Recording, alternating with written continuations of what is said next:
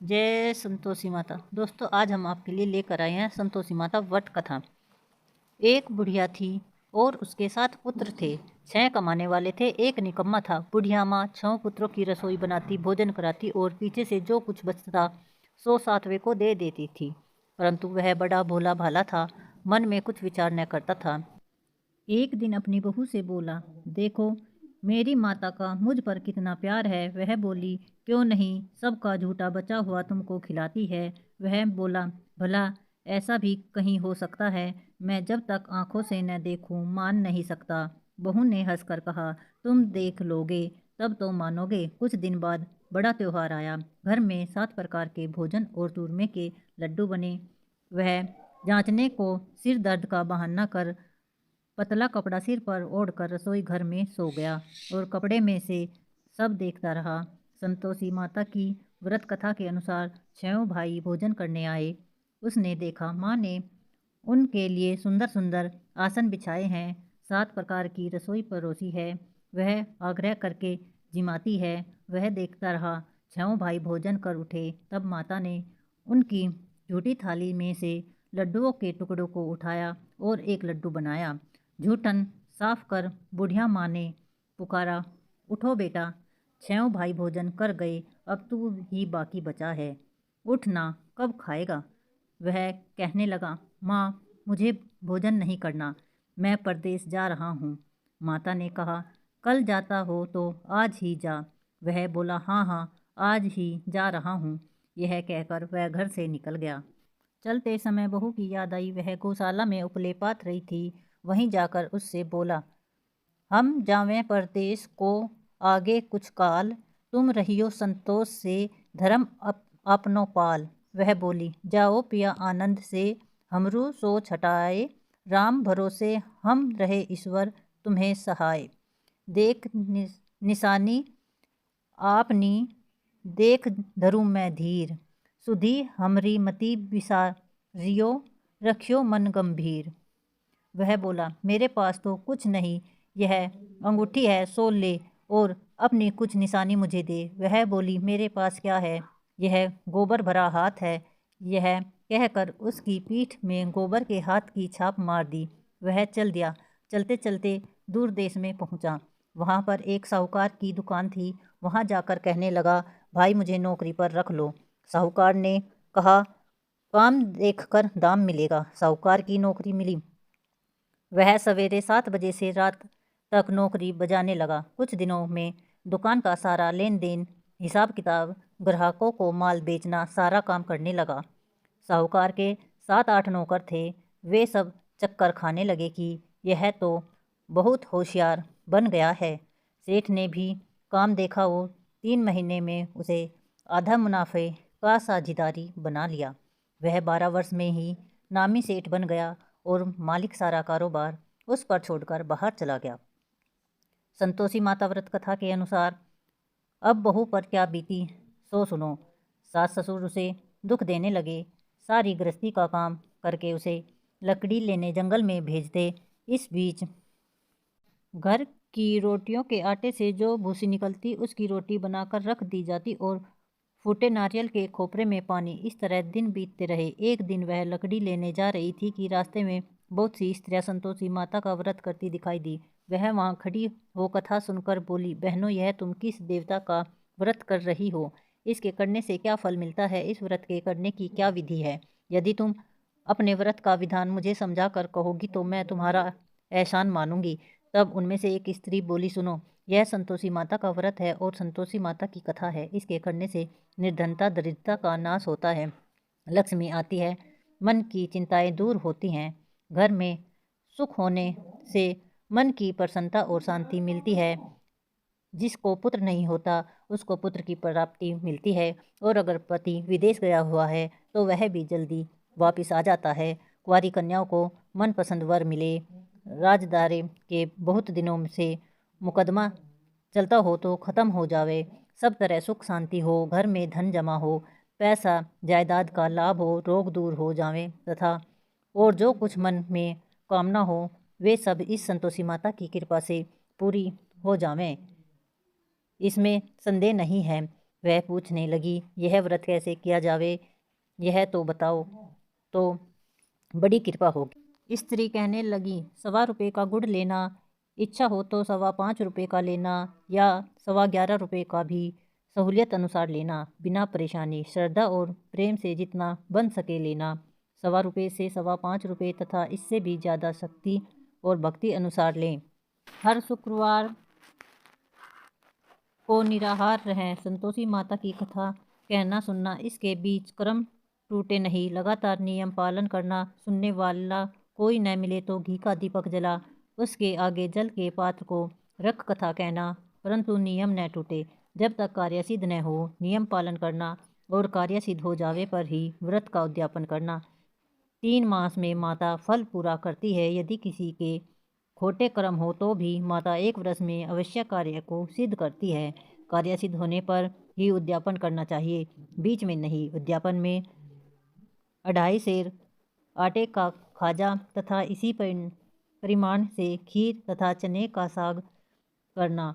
8 लड़कों को भोजन कराना। जहाँ तक मिले जेठ, देवर, भाई, बंधु, कुटुंब के लड़के लेना, न मिले तो रिश्तेदारों और पड़ोसियों के लड़के बुलाना, उन्हें भोजन कराना। यथाशक्ति दक्षिणा दे माता का नियम पूरा करना। उस दिन घर में कोई खटाई न खावे। यह सुनकर बुढ़िया के लड़के की बहू चल दी। रास्ते में लकड़ी के बोझ को बेच दिया और उन पैसों से गुड़ चना ले माता के व्रत की तैयारी कर आगे चली और सामने मंदिर देख पूछने लगी, यह मंदिर किसका है? सब कहने लगे, संतोषी माता का मंदिर है। यह सुन माता के मंदिर में जा माता के चरणों में लौटने लगी। दिन होकर विनती करने लगी, माँ मैं निपट मूर्ख हूँ, व्रत के नियम कुछ नहीं जानती, मैं बहुत दुखी हूँ। मैं हे माता जग जननी, मेरा दुख दूर कर, मैं तेरी शरण में हूँ। माता को दया आई।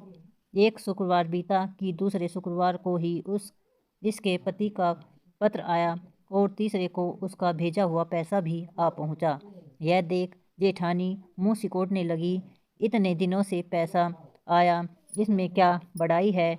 लड़के ताने देने लगे, काकी के पास अब पत्र आने लगे, रुपया आने लगा, अब तो काकी की खातिर बढ़ेगी, अब तो काकी बुलाने से भी नहीं बोलेगी। बेचारी सरलता से कहती, भैया पत्र आवे रुपया आवे तो हम सब के लिए अच्छा ही है। ऐसा कहकर आंखों में आंसू भरकर संतोषी माता के मंदिर में आ मातेश्वरी के चरणों में गिरकर रोने लगी। हे माँ, मैंने तुमसे पैसा नहीं मांगा, मुझे पैसे का क्या करना है, मुझे तो अपने सुहाग से काम है, मैं तो अपने स्वामी के दर्शन और सेवा मांगती हूँ। तब माता ने प्रसन्न होकर कहा, जा बेटी, तेरा स्वामी आएगा। यह सुनकर वह खुशी से बावली हो घर में जा काम करने लगी। अब संतोषी माँ विचार करने लगी, इस भोली पुत्री से मैंने कह तो दिया तेरा पति आवेगा, पर आवेगा कहाँ से? वह तो स्वप्न में भी इसे याद नहीं करता, उसे याद दिलाने मुझे जाना पड़ेगा। इस तरह माता बुढ़िया के बेटे के पास जा स्वप्न में प्रकट हो कहने लगी, साहूकार के बेटे सोता है या जागता है? वह बोला, माता सोता भी नहीं हूँ, जागता भी नहीं हूँ, बीच में ही हूँ, कहो क्या आज्ञा है? माँ कहने लगी, तेरा घर बार कुछ है या नहीं? वह बोला, मेरा सब कुछ है माता, माँ बाप भाई बहन बहू, क्या कमी है? माँ बोली, भोले पुत्र, तेरी स्त्री घोर कष्ट उठा रही है, माँ बाप उसे दुख दे रहे हैं, वह तेरे लिए तरस रही है, तू उसकी सुध ले। वह बोला, हाँ माता, यह तो मुझे मालूम है, परंतु मैं जाऊँ तो जाऊँ कैसे? परदेश की बात है, लेन देन का कोई हिसाब नहीं, कोई जाने का रास्ता नज़र नहीं आता, कैसे चला जाऊँ? माँ कहने लगी, मेरी बात मान, सवेरे नहा धोकर संतोषी माता का नाम ले, घी का दीपक जला, दंडवत कर दुकान पर जा बैठना, देखते देखते तेरा लेन देन सब चूक जाएगा, जमा माल बिक जाएगा, सांझ होते होते धन का ढेर लग जाएगा। जब सवेरे बहुत जल्दी उठ उसने लोगों से अपने सपने की बात कही तो वे सब उसकी बात अनसुनी कर दिल लगी उठाने लगे, कहीं सपने भी सच होते हैं। एक बूढ़ा बोला, देख भाई मेरी बात मान, इस प्रकार साथ झूठ करने के बदले देवता ने जैसा कहा है वैसे ही करने में तेरा क्या जाता है? वह बूढ़े की बात मान स्नान कर संतोषी माता की दंडवत कर घी का दीपक जला दुकान पर जा बैठा। थोड़ी देर में वह क्या देखता है कि देने वाले रुपए लाए, लेने वाले हिसाब लेने गए। कोठे से भरे सामान में के खरीदार नगद दाम में सौदा करने लगे। शाम तक धन का ढेर लग गया। माता का चमत्कार देख प्रसन्न हो मन में माता का नाम ले घर से जाने के वास्ते गहना कपड़ा खरीदने लगा और वहाँ के काम से निपट वह घर को रवाना हुआ।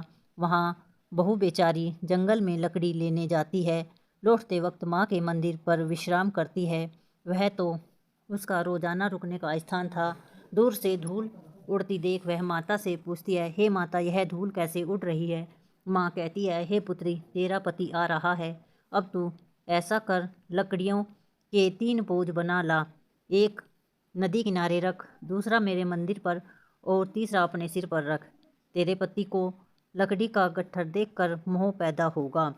वह वहाँ रुकेगा, नाश्ता पानी बना खाकर माँ से मिलने जाएगा। तब तू लकड़ियों का बोझ उठाकर घर जाना और बीच चौक में गट्ठर डालकर 3 आवाज़ें जोर से लगाना। लो सासू जी, लकड़ियों का गट्ठर लो, भूसी की रोटी दो और नारियल के खोपरे से पानी दो। आज कौन मेहमान आया है?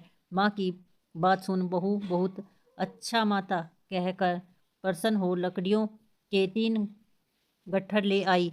एक नदी तट पर, एक माता के मंदिर पर रख। इतने में ही एक मुसाफिर आ पहुंचा। सूखी लकड़ी देख उसकी इच्छा हुई कि अब वहीं विश्राम करे और भोजन बना खाकर गांव जाए। इस प्रकार भोजन बना विश्राम कर वह गांव को गया। सबसे प्रेम से मिला। उसी समय बहू सिर पर लकड़ी का गट्ठर लिए आती है। लकड़ी का सार भारी बोझ आंगन में डाल जोर से 3 आवाज़ देती है, लो सासू जी, लकड़ी का गट्ठर लो, भूसी की रोटी दो, नारियल के खोपरे में पानी दो। आज कोई मेहमान आया है। यह सुनकर सास बाहर आ अपने दिए हुए कष्टों को भुलाते हुए कहती है, बहू ऐसा क्यों कहती है? तेरा मालिक ही तो आया है। आ बैठ, मीठा भात खा, भोजन कर, कपड़े गहने पहन। इतने में आवाज़ सुन उसका स्वामी बाहर आता है और अंगूठी देख व्याकुल हो माँ से पूछता है, माँ यह कौन है? माँ कहती है, बेटा यह तेरी बहू है। आज 12 वर्ष हो गए तू जब से गया है। वह तब से सारे गांव में जानवर की तरह भटकती फिरती है। काम काज घर का कुछ करती नहीं, 4 समय आकर खा जाती है। अब तुझे देखकर भूसी की रोटी और नारियल के खोपरे में पानी मांगती है। वह लज्जित हो बोला, ठीक है माँ, मैंने इसे भी देखता हूँ और तुम्हें भी देखता हूँ। अब मुझे दूसरे घर की ताली दो तो उसमें रहूं। तब माँ बोली, ठीक है बेटा, तेरी जैसी मर्जी, कहकर ताली का गुच्छा पटक दिया। उसने ताली ली। दूसरे कमरे में जो तीसरी मंजिल के ऊपर था, खोलकर सारा सामान जमाया। एक दिन में ही वहाँ राजा के महल जैसा ठाट बाट बन गया। अब क्या था, वे दोनों सुखपूर्वक रहने लगे। इतने में अगला शुक्रवार आया। बहू ने अपने पति से कहा कि मुझे माता का उद्यापन करना है। पति बोला, बहुत अच्छा, खुशी से करो। वह तुरंत ही उद्यापन की तैयारी करने लगा। जेठ के लड़कों को भोजन के लिए कहने गई। उसने मंजूर किया, परंतु पीछे जेठानी अपने बच्चों को सिखलाती है, देखो रे, भोजन के समय सब लोग खटाई मांगना, जिससे उसका उद्यापन पूरा न हो। लड़के जीमने आए, खीर पेट भरकर खाई, परंतु याद आते ही लड़के कहने लगे, हमें तो खटाई दो, खीर खाना हमें अच्छा नहीं लगता, देखकर अरुचि होती है। बहू कहने लगी, खटाई किसी को नहीं दी जाएगी, यह तो संतोषी माता का प्रसाद है। लड़के तुरंत उठ खड़े हुए, बोले, पैसे लाओ। भोली बहू कुछ जानती नहीं थी, सो उन्हें पैसे दे दिए। लड़के उसी समय जा इन पैसों से इमली लेकर खाने लगे। यह देखकर बहू पर माताजी ने कोप किया।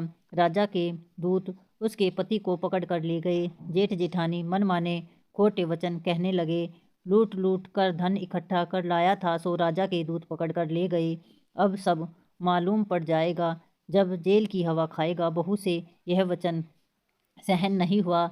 रोती रोती माता के मंदिर में गई। हे माता, तुमने यह क्या किया? हंसाकर अब क्यों रुलाने लगी? माता बोली, पुत्री, तूने उद्यापन करके मेरा व्रत भंग किया है। इतनी जल्दी सब बातें भुला दी। वह कहने लगी, माता, भूली तो नहीं हूँ, न कुछ अपराध किया है, मुझे तो लड़कों ने भूल में डाल दिया। मैंने भूल से उन्हें पैसे दे दिए, मुझे क्षमा कर दो माँ। माँ बोली, ऐसी भी कहीं भूल होती है। वह बोली, माँ मुझे माफ़ कर दो, मैं फिर तुम्हारा उद्यापन करूँगी। माँ बोली, अब भूल मत जाना। वह बोली, अब न होगी। माँ अब बताओ वह कैसे आवेंगे। माँ बोली, जा पुत्री, तेरा पति तुझे रास्ते में ही आता मिलेगा। वह घर को चली, राह में पति आता मिला। उसने पूछा, तुम कहाँ गए थे? तब वह कहने लगा, इतना धन कमाया है, उसका कर राजा ने मांगा था, वह भरने गया था।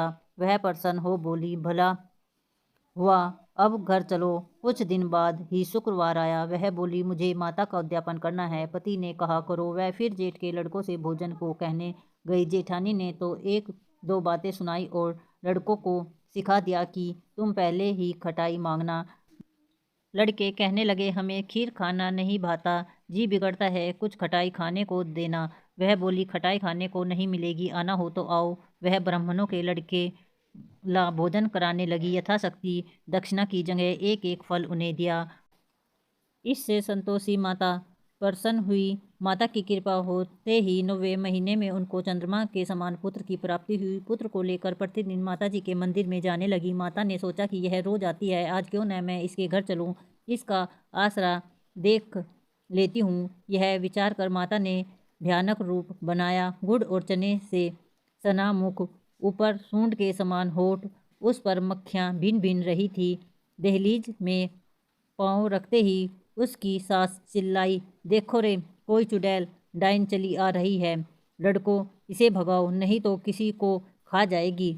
लड़के डरने लगे और चिल्लाकर खिड़की बंद करने लगे। बहू रोशनदान में से देख रही थी, प्रसन्नता से पगली होकर चिल्लाने लगी, आज मेरी माताजी मेरे घर आई हैं। यह कहकर बच्चे को दूध पिलाने से हटाती है। इतने में सास का क्रोध फूट पड़ा। बोली, रांड, इसे देखकर कैसी उतावली हुई है, जो बच्चे को पटक दिया। इतने में माँ के प्रताप से जहाँ देखो वहीं लड़के ही लड़के नजर आने लगे। वह बोली, माता जी, मैं जिनका व्रत करती हूँ, यह वही संतोषी माता है। इतना कह झट से सारे घर के क्वाड खोल देती है। सब ने माता के चरणों को पकड़ लिया और विनती कर कहने लगे, हे माता, हम मूर्ख हैं, हम अज्ञानी हैं, पापी हैं, तुम्हारे व्रत की विधि हम नहीं जानते, तुम्हारा व्रत भंग कर हमने बहुत बड़ा अपराध किया है। हे माता, आप हमारा अपराध क्षमा करो। इस प्रकार माता प्रसन्न हुई। माता ने बहू को जैसा फल दिया वैसा ही सबको दे। सबके घर में सुख शांति बने रहे, धन के भंडार बने रहे। जय संतोषी माता की जय हो। जय लक्ष्मी माता। दोस्तों, आज हम वैभव लक्ष्मी व्रत कथा कहेंगे। एक बड़ा शहर था। इस शहर में लाखों लोग रहते थे। पहले के ज़माने में लोग साथ साथ रहते थे और एक दूसरे के काम आते थे, पर नए ज़माने के लोगों का स्वरूप ही अलग है। सब अपने अपने कामों में व्यस्त रहते हैं, किसी को किसी की परवाह नहीं। घर के सदस्यों को भी एक दूसरे की परवाह नहीं होती। भजन कीर्तन, भक्ति भाव, दया, माया, परोपकार जैसे संस्कार कम हो गए हैं। शहर में बुराइयां बढ़ गई थी। शराब, जुआ, रेश, व्यभिचार, चोरी, डकैती वगैरह बहुत से गुनाह शहर में होते थे। इसी तरह इतनी सारी बुराइयों के बावजूद शहर में कुछ अच्छे लोग भी रहते थे। ऐसे अच्छे लोगों में शीला और उसके पति की गृहस्थी अच्छी चल रही थी। शीला धार्मिक और संतोषी थी। पति भी विवेकी और सुशील था। शीला और उसका पति ईमानदारी से जीते थे। वे किसी की बुराई न करते थे और प्रभु भजन में अच्छी तरह समय व्यतीत करते थे। उनकी गृहस्थी आदर्श गृहस्थी थी। शीला की गृहस्थी इसी तरह खुशी खुशी चल रही थी। पर कहा जाता है कि कर्म की गति अटल है, विधाता के लिखे लेख को कोई नहीं मिटा सकता। इंसान का नसीब पल भर में राजा को रंक बना देता है और रंक को राजा। शीला के पति के पिछले जन्म के कार्य भोगने को बाकी रह गए होंगे कि वह बुरे लोगों से दोस्ती कर बैठा। वह जल्द से जल्द करोड़पति होने के ख्वाब देखने लगा, इसलिए वह गलत रास्ते पर चल दिया और करोड़पति की बजाय रोड़पति बन गया। यानी रास्ते पर भटकते भिखारी जैसी उसकी हालत हो गई। शहर में शराब, जुआ, चरस, गांजा वगैरह बदिया फैली हुई थी। उसमें शीला का पति भी फंस गया। दोस्तों के साथ उसे भी शराब की आदत पड़ गई। जल्द से जल्द पैसे वाला बनने की लालच में दोस्तों के साथ रोज जुआ भी खेलने लगा। इस तरह बचाई हुई धनराशि, पत्नी के गहने, सब कुछ जुए में गवा दिए। इसी तरह एक वक्त ऐसा भी था कि वह सुशील पत्नी शीला के साथ मज़े में रहता था और प्रभु भजन में सुख शांति से वक्त व्यतीत करता था। उसके बजाय घर में दरिद्रता और भूखमारी फैल गई। सुख से खाने की बजाय 2 वक्त भोजन के लाले भी पड़ गए और शीला को रोज पति की गालियां खाने का वक्त आया था। इस तरह शीला असहाय दुख सहते सहते प्रभु भक्ति में वक्त बिताने लगी। अचानक एक दिन दोपहर को उसके द्वार पर किसी ने दस्तक दी। शीला सोच में पड़ गई कि मुझे जैसे गरीब के घर इस वक्त कौन आया है। फिर भी द्वार पर आए हुए अतिथि का आदर करना चाहिए, ऐसा आर्य धर्म के संस्कार वाली शीला ने खड़े होकर द्वार खोला। देखा तो सामने एक माजी खड़ी थी। वे बड़ी उम्र की लग रही थी, किंतु उनके चेहरे पर अलौकिक तेज निखर रहा था। उनकी आंखों में से मानो अमृत बह रहा था। उनका भव्य चेहरा करुणा और प्यार से छलकता था। उनको देखते ही शीला के मन में अपार शांति छा गई। वैसे शीला इस माजी को पहचानती न थी, फिर भी उनको देखकर शीला के रोम रोम में आनंद छा गया। शीला माजी को आदर के साथ घर में ले आई। घर में बिठाने के लिए कुछ भी नहीं था, अतः शीला ने सकुचा कर एक फटी हुई चादर पर उनको बिठाया। माजी ने कहा, क्यों शीला, मुझे पहचाना नहीं? शीला ने संकोच करते हुए कहा, माँ, आपको देखते ही बहुत खुशी हो रही है, बहुत शांति हो रही है। ऐसा लगता है कि मैं बहुत दिनों से जिसे ढूंढ रही थी वे आप ही हैं, पर मैं आपको पहचान नहीं पाई। माजी ने हंसकर कहा, क्यों भूल गई? हर शुक्रवार को लक्ष्मी जी के मंदिर में भजन कीर्तन होते हैं, तब मैं भी वहाँ आती हूँ। वहाँ हर शुक्रवार को हम मिलते हैं। पति गलत रास्ते पर चला गया है, तब से शीला बहुत दुखी हो गई थी और दुख की मारी वह लक्ष्मी जी के मंदिर में भी नहीं जाती थी। बाहर के लोगों के साथ नज़र मिलाते भी उसे शर्म आती थी। उसने याददाश्त पर जोर दिया, पर यह माजी याद नहीं आ रही थी। तभी माजी ने कहा, तू लक्ष्मी जी के मंदिर में कितने मधुर भजन गाती थी, अभी तू दिखाई नहीं देती थी, इसलिए मुझे हुआ कि क्यों न तुझे ही देख आऊं, कहीं बीमार तो नहीं हो गई है। ऐसा सोचकर मैं तुझसे मिलने चली आई हूँ। माजी ने कहा, बेटी, सुख और दुख तो धूप और छाव जैसे होते हैं। सुख के पीछे दुख आता है और दुख के पीछे सुख भी आता है। धैर्य रखो बेटी। और तुझे क्या परेशानी है? तेरे दुख की बात मुझे सुना, तेरा मन भी हल्का हो जाएगा और तेरे दुख का कोई उपाय भी मिल जाएगा। माजी की बात सुनकर शीला के मन को शांति मिली। उसने माजी को कहा, माँ, मेरी गृहस्थी में भरपूर सुख और खुशियाँ थी। मेरे पति भी सुशील थे। भगवान की कृपा से हमें पैसे की बात में भी संतोष था। हम शांति से गृहस्थी चला रहे थे, ईश्वर भक्ति में अपना वक्त व्यतीत कर रहे थे। अचानक ही मेरा भाग्य हमसे रूठ गया। मेरे पति को बुरे दोस्तों से दोस्ती हो गई। बुरी दोस्ती की वजह से वे शराब, जुआ, रेस, चरस, गांजा वगैरह खराब आदतों के शिकार हो गए और उन्होंने सब कुछ गवा दिया और हम रास्ते के भिखारी जैसे बन गए। यह सुनकर माजी ने कहा, हर इंसान को अपने कर्म भुगतने ही पड़ते हैं, इसलिए तू चिंता मत कर। अब तू कर्म भुगत चुकी है, अब तुम्हारे सुख के दिन अवश्य आएंगे। तू तो माँ लक्ष्मी जी की भक्त है, वे अपने भक्तों पर हमेशा ममता रखती हैं। तू माँ लक्ष्मी जी का व्रत कर, इससे सब कुछ ठीक हो जाएगा। माँ लक्ष्मी जी का व्रत करने की बात सुनकर शीला के चेहरे पर चमक आ गई। उसने पूछा, माँ, लक्ष्मी जी का व्रत कैसे किया जाता है, वह मुझे समझाओ, मैं यह व्रत अवश्य करूंगी। बेटी, वैभव लक्ष्मी व्रत वैसे तो सीधा साधा व्रत है, किंतु कई लोग यह व्रत गलत ठीक तरीके से करते हैं, अतः उसका फल नहीं मिलता। कई लोग कहते हैं कि सोने के गहने की हल्दी कुमकुम से पूजा करो, बस व्रत हो गया, पर ऐसा नहीं है। कोई भी व्रत शास्त्रीय विधि पूर्वक करना चाहिए, तभी उसका फल मिलता है। यह व्रत शुक्रवार को करना चाहिए। सुबह में स्नान करके स्वच्छ कपड़े पहनो और सारा दिन मन में जय माँ लक्ष्मी का रटन करते रहो। किसी की चुगली नहीं करनी चाहिए। शाम को पूर्व दिशा में मुख रख सकें इस तरह आसन पर बैठ जाओ। सामने पाटा रख कर उसके ऊपर रुमाल रखो। रुमाल पर चावल का छोटा सा ढेर करो। उस ढेर पर पानी से भरा तांबे का कलश रखकर कलश पर एक कटोरी रखो। उस कटोरी में एक सोने का गहना रखो। सोने का न हो तो चांदी का भी चलेगा, चांदी का न हो तो नगद रुपए भी चलेंगे। बाद में घी का दीपक जलाकर धूप बत्ती सुलगा कर रखो। माँ लक्ष्मी जी के बहुत स्वरूप हैं और माँ लक्ष्मी जी को श्री यंत्र अति प्रिय है, अतः वैभव लक्ष्मी में पूजन विधि करते वक्त सर्वप्रथम श्री यंत्र और लक्ष्मी जी के विविध स्वरूपों का सच्चे दिल से दर्शन करो। उसके बाद लक्ष्मी जी इस स्वतः का पाठ करो। बाद में कटोरी में रखे हुए गहनों या रुपये पर हल्दी कुमकुम चावल चढ़ाकर पूजा करो और लाल रंग का फूल चढ़ाओ। शाम को कोई मीठी चीज़ बनाकर उसका प्रसाद रखो। न हो सके तो शक्कर या गुड़ भी चल सकता है। फिर आरती करके 11 बार सच्चे हृदय से जय माँ लक्ष्मी बोलो। बाद में 11 या 21 शुक्रवार इस व्रत करने का दृढ़ संकल्प माँ के सामने करो। आपकी जो मनोकामना हो वह पूरी करने को माँ लक्ष्मी जी को विनती करो। फिर माँ का प्रसाद बांट दो और थोड़ा प्रसाद अपने लिए रखो। अगर आप में शक्ति हो तो सारा दिन उपवास रखो और सिर्फ प्रसाद खाकर शुक्रवार का व्रत करो। न शक्ति हो तो एक बार शाम को प्रसाद ग्रहण करते समय खाना खा लो। अगर थोड़ी शक्ति भी न हो तो 2 बार भोजन कर सकते हो। बाद में कटोरी में रखा गहना व रुपये ले लो। कलश का पानी तुलसी की क्यारी में डाल दो। चावल पक्षियों को डाल दो। इस व्रत के प्रभाव से सब प्रकार की विपत्ति दूर होकर आदमी माला माल हो जाता है।